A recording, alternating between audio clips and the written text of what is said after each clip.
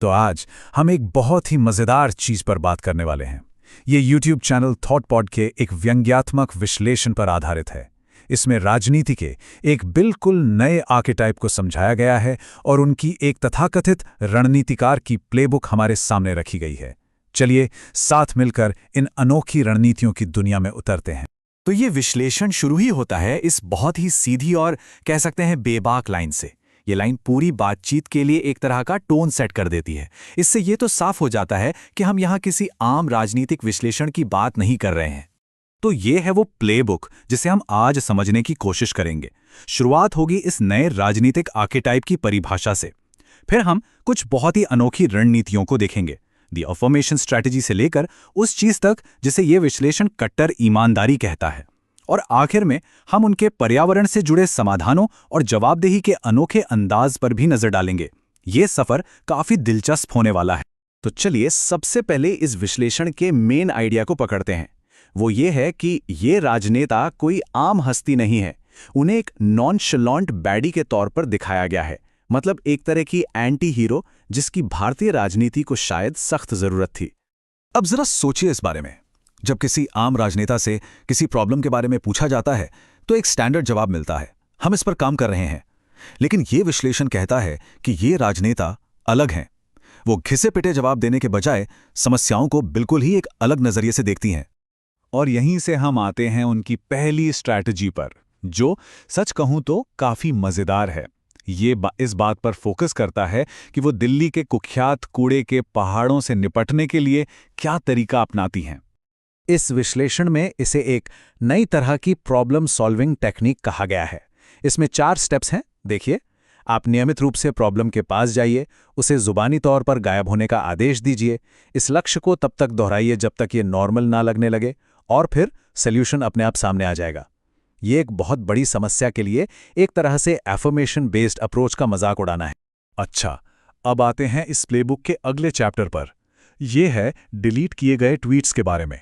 यहाँ विश्लेषण उन्हें गलतियों की तरह नहीं देखता, बल्कि उन्हें असलियत दिखाने के जानबूझकर किए गए काम के रूप में पेश करता है। तो इसके पीछे का तर्क ये दिया गया है कि ये ट्वीट्स कोई गलती नहीं थे, नहीं, बल्कि ये जानबूझकर पोस्ट किए गए थे ताकि जनता को उनके बिना फिल्टर वाले विचारों की एक झलक मिल सके, इससे पहले कि राजनीतिक दबाव उन्हें हटाने पर मजबूर कर दे। कह सकते हैं पर्दे के पीछे की एक छोटी सी झलक। ये रहा पहला उदाहरण। मूल वीडियो इसे बिना किसी टिप्पणी के दिखाता है, जिससे इसका आक्रामक अंदाज खुद ही सब कुछ बयां कर देता है। और इस व्यंग को और मजेदार बनाने के लिए सोर्स इस ट्वीट को रेटिंग भी देता है 10 में से 9, और इससे बहुत प्रभावशाली बताता है। इससे व्यंग्यात्मक विश्लेषण का फ्रेमवर्क और भी मजबूत हो जाता है। अब ये दूसरा ट्वीट देखिए, जिसे सोर्स एक तरह का डार्क ह्यूमर मानता है, और इस डार्क ट्वीट के लिए सोर्स की तरफ से मिली है 10 में से 8 की सॉलिड रेटिंग। अब बात करते हैं उनकी एनवायरमेंटल पॉलिसीज की। जो सोर्स वीडियो है वो उनके आइडियाज को क्रेजी और जीनियस का एक मिक्सचर बताता है। चलिए देखते हैं कि असल में इसका मतलब क्या है। तो प्रॉब्लम बहुत सीधी सी है। दिल्ली में सर्दियों में पोल्यूशन बढ़ जाता है और उसकी एक बड़ी वजह है कि गरीब लोग गर्मी के लिए लकड़ी जलाते हैं।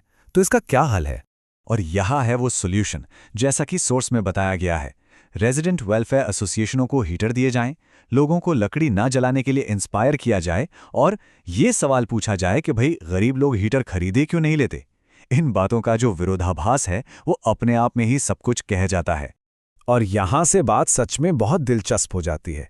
सोर्स क्या करता है कि वो एयर क्वालिटी इंडेक्स के बारे में एक साफ साफ गलती को पकड़ता है और इसे एक बहुत गहरी सोच के तौर पर पेश करता है।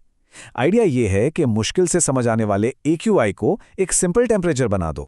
ये स्लाइड बहुत अच्छे से दिखाती है कि कैसे सोर्स ने इस गलती को डेटा को लोकतांत्रिक बनाने के एक हीरो वाले काम में बदल दिया।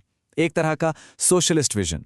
अगर AQI सिर्फ तापमान है तो फिर तो हर नागरिक इसे एक सस्ते थर्मामीटर से माप सकता है। इससे महंगी टेक्नोलॉजी पर निर्भरता ही खत्म हो जाएगी। और इसी के साथ हम पहुंचते हैं इस प्लेबुक के आखिरी हिस्से पर, यानी जवाबदेही की कला, या जैसा कि सोर्स इसे कहता है, कॉम्पिटिटिव गवर्नेंस। ये स्लाइड दिखाती है कि थियरी और प्रैक्टिकल में कितना बड़ा फर्क है। कागज पर तो ये होता है कि नई सरकारें सुधार लाएंगी, लेकिन सोर्स के मुताबिक असलियत कुछ और ही है। हर चीज के लिए पिछली सरकार को दोष दो और फिर ऐलान कर दो अब हमारी बारी है। ये समझाने के लिए कि इस प्लेबुक में क्रेडिट लेना कितना ज़रूरी है, सोर्स ये कमाल का उदाहरण देता है कि भाई बात सिर्फ स्ट्रीट लाइट लगाने की नहीं है, बात ये पक्का करने की है कि आपको खंभे, तार और यहाँ तक कि सीमेंट का भी क्रेडिट मिले ताकि पूरा पॉलिटिकल स्कोर हासिल हो सके। और हम इस विश्लेषण को खत्म करते हैं सोर्स के इस आखिरी बहुत ही तीखे सवाल के साथ।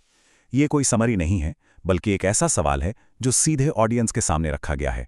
ये उस गहरी निराशा को दिखाता है जो इस तरह के व्यंग्य को जन्म देती है, और ये एक बहुत ही दमदार सोच है जिसके साथ हम इसे समाप्त करते हैं।